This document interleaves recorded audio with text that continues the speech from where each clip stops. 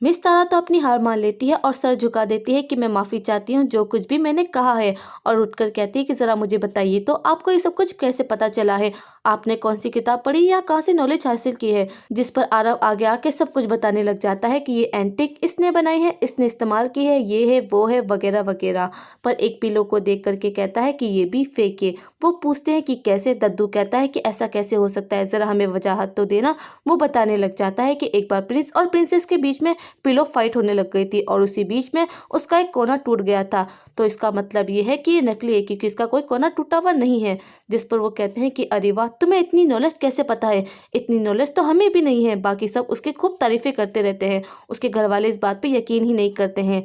जिस पर उसका दद्दू कहता है कि तुम तो बहुत ही ज्यादा जीनियस हो। और दद्दू आरव को आगे बुलाता है। जब आरव आगे आता है तो वो उसे एक पेंडेंट दिखाने लग जाते हैं। आरव उसके बारे में भी बताने लग जाता है, जिस पर वो बहुत खुश होते हैं और कहते हैं कि ये पेंडेंट आज के बाद तुम्हारा ही होगा, और उसे वो पेंडेंट पहना देते हैं। जब वो उसे पेंडेंट पहनाते हैं तो चिंकी तो जल भुन जाती है और कहती है कि इसे पेंडेंट कैसे मिल सकता है। जब वो पेंडेंट ले लेता है तो उन्हें बड़ा शुक्रिया अदा करता है कि मुझे आपसे ये रिवॉर्ड मिल करके बहुत खुश हुआ हूँ। जिसे ये जान करके तो दत्तू बहुत खुश हो जाते हैं कि अरे वाह, ये छोटा सा बच्चा कितना ज़्यादा तमीज़दार है ना। दादी भी खुश होती है कि देखा, मेरे गाँव से आए पोते को सब लोग कहते थे गाँव से आया गाँव से आया, पर देखो इसी ने हमारी फैमिली की इज्जत बचाई है आज तो। जिस पर उसके मॉम डैड गुस्सा करते हैं कि तुम्हारे अंदर बिल्कुल भी मैनर्स नहीं है, देखो तुमने उनका सामान कैसे ले लिया है, तुम्हें उनका जेट पेंडेंट वापस कर देना चाहिए, तुम ऐसा कैसे पहन सकते हो। उसके डैड उसे बहुत कुछ सुनाने लग जाते हैं कि तुम्हें उनका जेट पेंडेंट वापस करना चाहिए, तुम कितने बुरे हो वगैरह वगैरह। अब इसके डैड का तो क्या ही करे। उसके दद्दू कहते हैं कि अगर तुम्हें ये बच्चा नहीं चाहिए ना तो मुझे दे दो,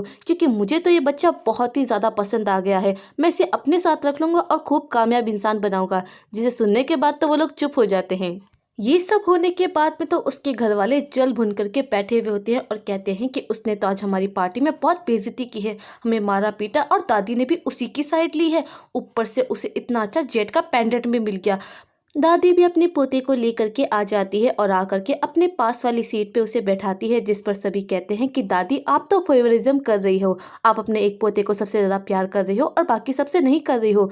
जिस पर वो कहती है कि हाँ मैं कर रही हूँ, तो क्या कर लोगी तुम, और उसे चुप करके बैठा देती है और कहती है कि मेरे प्यारे पोते बहुत ही ज़्यादा अच्छा काम कर रहा है, ये वापस आया है तो मैंने इसके लिए एक नई नैनी रखी है, और उसके लिए एक नई नैनी बुलाता है और कहता है कि आज से तुम्हारी असिस्टेंट और नैनी दोनों का काम करेगी।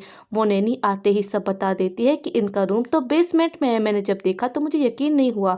जिसे सुनने के बाद तो उसकी दादी को बहुत गुस्सा आता है और कहती है कि मेरे पोते को इतना बेकार रूम किसने दिया है, और गुस्सा करती है और कहती है कि मेरे पोते को इस घर का सबसे शानदार रूम मिलेगा। जिसे सुनने के बाद तो सबके तोते ही उड़ जाते हैं और कहते हैं कि दादी आप इसको सबसे अच्छा रूम नहीं दे सकती हो। पर दादी तो दादी है, वो कहती है कि मैं अपने प्यारे पोते को सबसे अच्छा रूम दूंगी और ये मेरा फैसला है। जिस पर आरव भी फायदा उठाते हुए कहता है कि दादी मुझे पैसे चाहिए। जिस पर दादी कहती है कि सभी बच्चों को पैसे मिलते हैं तो तुम्हें पैसे क्यों नहीं मिले हैं, और पता करवाती है तो पता चलता है कि उसे पैसे कभी दिए ही नहीं जाते थे। जिस पर वो गुस्सा होकर कहती है कि जिस पर दादी अपनी बहू पर गुस्सा होते हुए कहती है कि तुमने मेरे पोते के पैसे काट लिए हैं और अपने बाकी सब बच्चों में बांट दिए है, तुम्हें शर्म नहीं आती है। अब तुम्हारे बच्चों की पॉकेट मनी काटी जाएगी और वो सारे के सारे आरव को मिलेंगे। जिस पर बाकी सब कहते हैं कि दादी ऐसा मत करो। वो कहते हैं कि ऐसा ही किया जाएगा और यहाँ की चेयरमैन मैं हूँ, और अपने बेटे से कहती है कि तुम्हारी कंपनी का 5% शेयर मैं अपने पोते के नाम कर रही हूँ।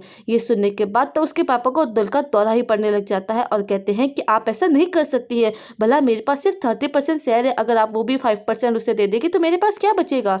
जिस पर दादी कहती है कि सभी बच्चों को 5% मिला है ना, तो मेरे पोते को क्यों नहीं मिलेगा, ऊपर से मैं यहाँ की चेयरवुमैन हूँ, जब चाहूँ तब तुम्हें निकाल सकती हूँ, इसलिए चुपचाप जो कह रही हूँ वो करो वरना यहाँ से निकलते बनो। उसकी दादी तो उसका घर का सारा हाउस होल्ड अपनी बहू के हाथों से छीन करके अपनी खास मेड को दे देती है और कहती है कि सारा घर का हाउस होल्ड अब से तुम संभालोगी और मुझे जो भी होगा रिपोर्ट करोगे। जिसे सुनने के बाद में तो सब के सब बहुत ही ज्यादा बौखला जाते हैं और कहते हैं कि ऐसा नहीं हो सकता है हमारे साथ में। थोड़ी देर बाद में आरव अपने कमरे में बैठा हुआ होता है, उसके पास में वही जेट का पेंडेंट होता है जो उसे दद्दू ने दिया होता है। वो उससे अपनी पावर बढ़ा रहा होता है और बहुत ही ज़्यादा पावर बढ़ा लेता है और कहता है कि मेरी पावर बहुत ही ज़्यादा बढ़ गई इसकी वजह से, ये बहुत ही ज़्यादा काम की चीज़ है। फिर बाद में वो बाहर आकर के खाना खा रहा होता है तो उसकी नैनी उसके पास में ही खड़ी होती है। चिंकी कहती है कि तुम जा करके बैठ जाओ ना, इसके पास में क्यों खड़ी हो, ये बच्चा थोड़ी ना है। जिस पर आरव भी कहता है कि हाँ ये ठीक कह रही है, तुम बाहर जा करके बैठ सकती हो, तुम आराम कर सकती हो। वो कहती है कि ये रूल के खिलाफ है, जिस पर वो कहता है रूल बनाने वाला मैं हूँ क्योंकि तुम मेरी नैनी हो। वो जा करके बैठ जाती है। जब वो बैठती नैनी जब बैठती है तो उसकी सीट के नीचे लिपस्टिक होती है जो कि टूट जाती है, और ये प्लान जाहिर है चिंकी और मिंकी का ये होता है। वो जल्दी से भाग कर आती है और कहती है कि तुमने हमारी लिपस्टिक तोड़ दी है। चिंकी कहती है कि तुम्हें पता है ये लिपस्टिक कितनी ज्यादा महंगी थी, ये लिमिटेड एडिशन है और बहुत ही ज्यादा महंगी है, तुम इसका कभी कर्जा चुका ही नहीं पाओगी। वो उसे मारने ही वाली होती है कि आरव जल्दी से आ जाता है और उसे बचा लेता है। उसके मॉम डैड भी लाइक हमने तो अभी आंखें ब्लिंक भी नहीं की और ये गायब कहाँ पर हो गया, जल्दी से भागो देखो। वो लोग आरव से कहते हैं कि तुम इसका साइड देना बंद करो, तुम्हें पता भी है ये लिपस्टिक कितनी ज्यादा महंगी है, इसकी 7 पुश्ते भी नहीं चुका पाएगी। जिस पर वो नैनी कहती है कि मैं पैसे देने की कोशिश करूंगी, मेरे पास पैसे कम है तो मैं ज्यादा नहीं दे सकती हूँ। जिस पर वो कहते हैं कि तुमने मेरी लिपस्टिक तोड़ी है, बदले में तुम्हें जेल जाना होगा। जिस पर आरव कहता है कि इसकी कोई जरूरत नहीं है, पैसे मैं दूंगा। दादी कहती है कि तुम्हें जरूरत हो तो मुझसे मांग लेना। जिस पर उसके डैड कहते हैं कि सारे बहानेबाजियां चल रही है दादी से पैसे निकलवाने के लिए, पर वो उन्हें भी चुप करवा देता है। आरव अब बड़ों की तरह कहता है कि ये मेरी नैनी है और इसकी रिस्पॉन्सिबिलिटी भी मैं ही लूंगा, और अपनी बहन से कहता है कि बेकार सी लिपस्टिक के लिए इतना झगड़ा मत करो। जिस पर उसकी बहन कहती है कि लिमिटेड एडिशन वाली लिपस्टिक है, तुम क्या जानते हो लिपस्टिक के बारे में। जिस पर आरव कहता है कि तुम तो बस बेकार सी लिपस्टिक लगा रही हो, तुमने पुराने जमाने वाली लिपस्टिक नहीं देखी है क्या, जिसके अंदर वो बहुत ही प्योर लिपस्टिक बनाया करते थे। जिस पर उसके डैड कहते हैं कि हाँ बिल्कुल, वो लिपस्टिक के बारे में हम सब जानते हैं, लेकिन वो आज तक कोई भी नहीं बना पाया है क्योंकि उसका फॉर्मूला खो गया था और कोई भी नहीं जानता है। आरव कहता है कि मैं ये बना सकता हूँ। जिस पर उसके घर वाले जाहिर है बिल्कुल भी भरोसा नहीं करते और कहते हैं कि तुम ये कभी बना ही नहीं सकते हो, तुम ये सब ड्रामे करना बंद करो क्योंकि तुम्हें पैसा नहीं देना है इसलिए सब कुछ कर रहे हो ना। पर वो कहता है कि ठीक है मुझे एक मौका दो, मैं बना के दिखा दूंगा, और अपनी दादी से कहता है कि मुझ पर भरोसा रखो। दादी कहती है कि ठीक है। उसके डैड गुस्सा होकर के कहते हैं कि तुम कभी सक्सेस नहीं हो पाओगे। जिस पर आरव कहता है कि अगर मैं हो गया तो क्या करोगे। वो कहते हैं कि अगर तुम हो गए ना तो मैं लिपस्टिक वाला सबसे बड़ा डिवीजन तुम्हें दे दूंगा। जिस पर वो कहता है कि ठीक है, अपना वादा भूलना मत। जिस पर वो सारे के सारे इंग्रेडिएंट लिखने लग जाता है। उसकी दादी मीट को बुलाती है और उससे सारा सामान मंगवाती है।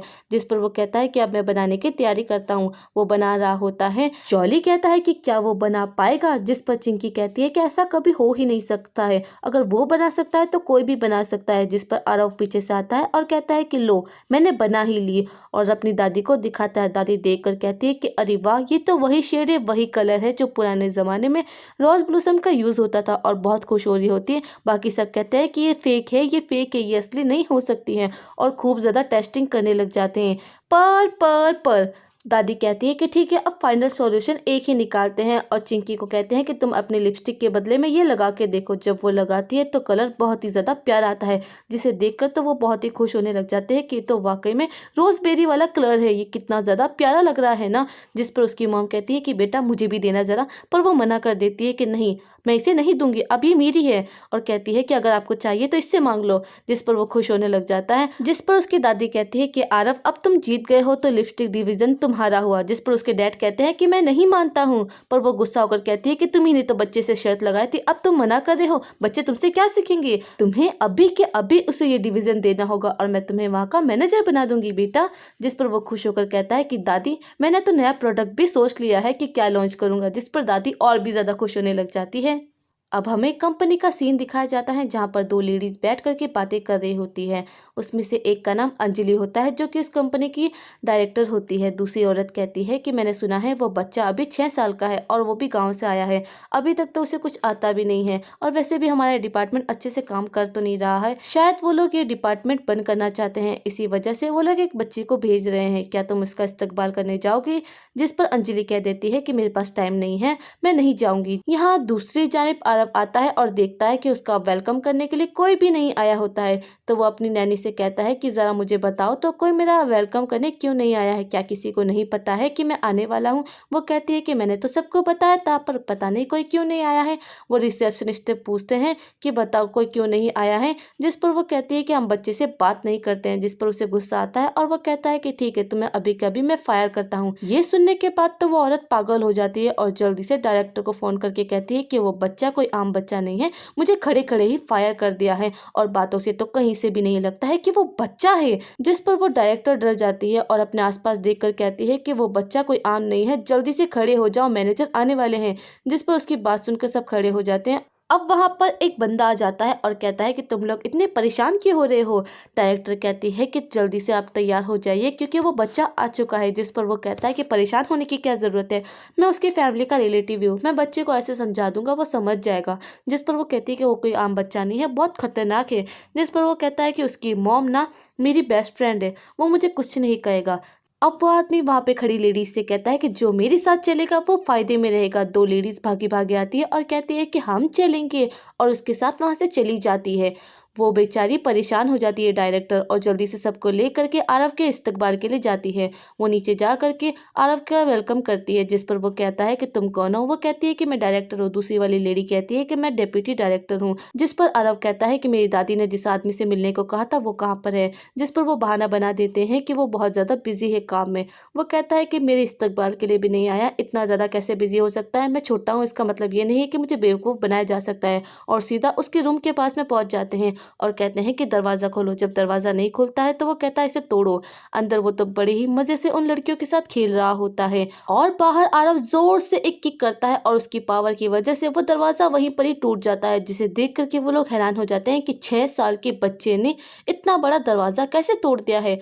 अंदर जाता है तो उन सबको देख लेता है। जिस पर वो आदमी कहता है कि ओए बच्चे, यहाँ पर क्यों आया है, तुझे पता है ना मैं तेरी फैमिली का ही हूँ, चल अब बात खत्म कर। आरव कहता है कि तुम काम करने की बजाय यहाँ पर ये सभी हरकतें करते हो, मैं तुम्हें अभी के अभी फायर करता हूँ। जिस पर वो आदमी कहता है कि तुम्हारी मॉम ने मुझे यहाँ पर जॉब दी है, मुझे यहाँ से तुम क्या कोई भी बाहर नहीं निकाल सकता है। जिस पर आरव कहता है कि तुम खुद ब खुद यहाँ से बाहर निकलोगे या फिर मैं निकालूं। वो कहता है कि हाथ तो लगा के दिखा। जिस पर वो उठा करके उसे बाहर फेंक देता है। बाकी सब हैरान हो जाते हैं कि क्या बाहर निकालने का मतलब इसे उठा के पटकना था। आखिर ये 6 साल का बच्चा इतना ताकतवर कैसे हो सकता है। आरव तो उस आदमी के साथ दोनों खेलती हुई लड़कियों को भी फायर कर देता है और बाहर आ जाता है। जिस पर वो आदमी पिटा हुआ कहता है कि मैं तुम्हारी मॉम को कॉल करके अभी बुलाता हूँ और कॉल करके कहता है कि देखो तुम्हारे बेटे ने मुझे कितना पीटा है।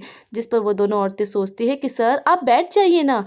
जिस पर वो जादू करके अपने चेयर को बाहर निकाल देता है। वो सब कहते हैं कि अरे ये बच्चा कोई आम तो नहीं है, बिल्कुल भी आम नहीं है, इतना ज्यादा कैसे ताकतवर हो सकता है। और कहने लग जाती है कि ये बच्चा अगर हमारे साथ रहेगा तो हमारे डिवीजन को ऊपर तक लेके चला जाएगा, कुछ ना कुछ तो करके ही दिखाएगा।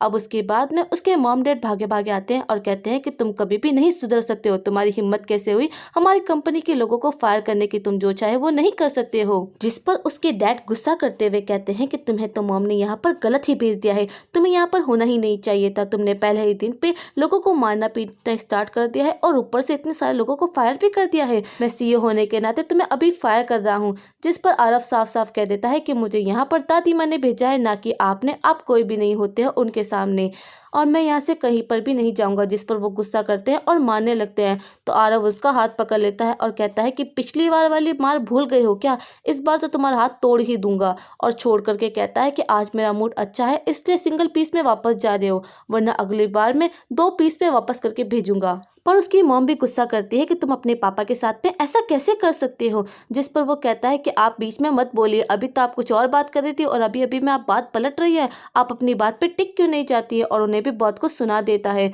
जिस पर वो आदमी फिर से कुछ भड़काने लग जाता है तो आरव साफ साफ कह देता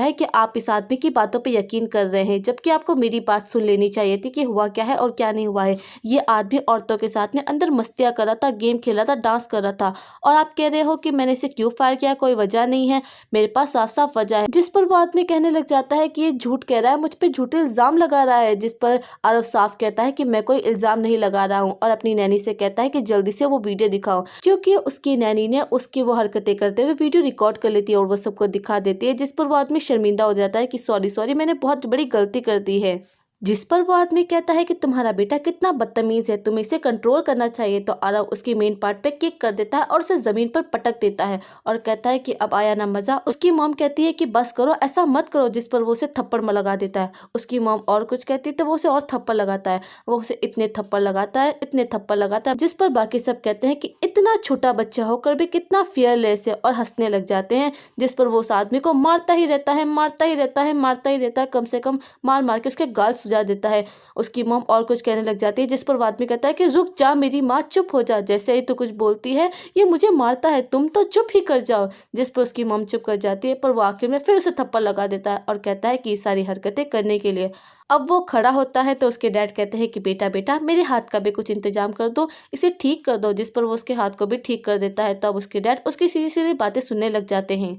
अब आरव अपने डैड को सीधा धमकी देता है कि अगर तुमने इस आदमी को छोड़ दिया तो मैं दादी को बता दूंगा, और वो तो तुम्हें तुम्हारी पोस्ट से ही हटा देगी। जिस पर ये सुनकर वो डर जाता है। उसकी वाइफ जल्दी से उस आदमी को उठाती है कि चलो तुम्हें हॉस्पिटल लेके चलते हैं। अब ये सब देखने के बाद तो बाकी सब बहुत ही ज्यादा खुश होने लग जाते हैं और आरव की वीडियोस बनाते हैं और खूब ज्यादा क्लैपिंग करते हैं और उसकी तारीफें करते हैं। वो कहता है कि सबको अच्छे से काम करना होगा और हमारे ब्रांड को ग्लोबल ब्रांड बनाना होगा। जिस पर सभी लोग तालियां बजाते हैं और उसका साथ देने का वादा करते हैं और बहुत ज्यादा खुश होने लग जाते हैं। अब वो आदमी कहता है कि जरा मेरे लिए भी कुछ करो ना, उसने तो मुझे फायर कर दिया है। जिस पर वो कहती है कि ठीक है ठीक है, और अपने हस्बैंड से कहती है कि जरा इसके लिए कुछ करो, तुम्हारे बेटे ने तो ये क्या काम कर दिखाया है। जिस पर उसका हस्बैंड कहता है कि मैं कुछ भी नहीं कर सकता हूँ, वो लड़का बिल्कुल सही कह रहा था, अगर ये बात मॉम तक पता चल गई ना तो वो सच में मुझे मेरी सीईओ की कुर्सी से हटा देगी। पर वो कहती है कि अगर कुछ नहीं किया तो मेरे भाई का क्या होगा। वो कहता है कि जाने दो। वो कहती है कि अच्छा ठीक है, तो अपने हाथ का ही बदला ले लो, तो उसने तुम्हारा हाथ किस तरह से तोड़ा था। जिस पर वो कहता है कि ठीक है, उसे बिजनेस करने का इतना शौक है ना, तो मैं उसे कुचल डालूंगा और बोर्ड ऑफ मीटिंग में उसे बर्बाद कर दूंगा। अब यहाँ पर दूसरी जानिब आरव और उसकी पूरी टीम मीटिंग कर रही होती है। आरव बताता है कि मैं रोजबेरी नाम की एक नई लिपस्टिक लेकर आया हूँ, वो बहुत ही ज्यादा अच्छी होगी और बहुत ही ज्यादा ऑर्गेनिक होगी, हमें उसके लिए बहुत ज्यादा पैसा लगाने की जरूरत है। जिस पर बाकी सब कहते हैं कि इतना ज्यादा पैसा कौन देगा, ये तो बहुत ही ज्यादा बड़ी अमाउंट है। जिस पर वो कहता है कि ये अमाउंट हमें चाहिए होगी, और इस अमाउंट के साथ में अगर हम ये करेंगे और इस अमाउंट के साथ अगर हम करेंगे तो हमारा बिजनेस अच्छा जाएगा। पर बाकी सब कहते हैं कि अगर डूब गया तो। जिस पर आरव कहता है कि अगर डूब गया तो सारा पैसा मैं दूंगा। जिस पर सभी लोग कहते हैं कि ठीक है, अब तुम बॉस हो तो तुम जो कहोगे वही करना पड़ेगा। आरव अपने असिस्टेंट से कहता है कि मेरे लिए किसी से मिलने का इंतजाम करो। वो और कोई नहीं, तारा होती है। वो तारा से कहता है कि तारा, मैं आपके लिए एक स्पेशल सा गिफ्ट लेकर आया हूँ। ये स्पेशल सी और बहुत ही ज़्यादा महंगी वाली लिपस्टिक है जो मैंने खुद बनाई है। मैं अपनी कंपनी के लिए नई लिपस्टिक लॉन्च करने वाला हूँ। वो रेट पूछती है तो बहुत ही ज़्यादा महंगी होती है, जिसे सुनकर वो हैरान हो जाती है और कहती है कि ये लिपस्टिक बहुत ज़्यादा महंगी है, आप मुझे गिफ्ट के तौर पर मुझे दे रहे हैं। जिस पर वो कहता है कि हाँ, क्योंकि आपने मुझे जो जेड का पेंडेंट दिया है उसके आगे तो ये लिपस्टिक कुछ भी नहीं है। जिस पर वो बहुत खुश होती है और उसे अप्लाई करने पर तो वो बहुत ही ज़्यादा खुश होने लग जाती है कि आपने मुझे बहुत ज़्यादा अच्छा गिफ्ट दिया है। आरव अब अपने मन में सोचता है कि एशियन टाइम में तुमने ही ये सब कुछ किया था और बनाया था, लेकिन अब सब कुछ मिट चुका है। अब मैं इसे बनाऊंगा और अपने बिजनेस को आगे बढ़ाऊंगा, और जब खूब सारे बिजनेस बन जाएंगे तो मैं ये लिपस्टिक वाला बिजनेस तुम्हारे हवाले वापस कर दूंगा। और सोच लेता है। घर आने के बाद वो अपनी दादी को भी लिपस्टिक दिखाता है और कहता है कि आपके लिए है। दादी देखकर बहुत ज़्यादा खुश होती है और कहती है कि मेरा पोता बहुत ज़्यादा कामयाब बनेगा। अगर आपको मेरी वीडियो अच्छी लगी हो तो लाइक एंड सब्सक्राइब करना मत भूलना। तब तक के लिए थियामो।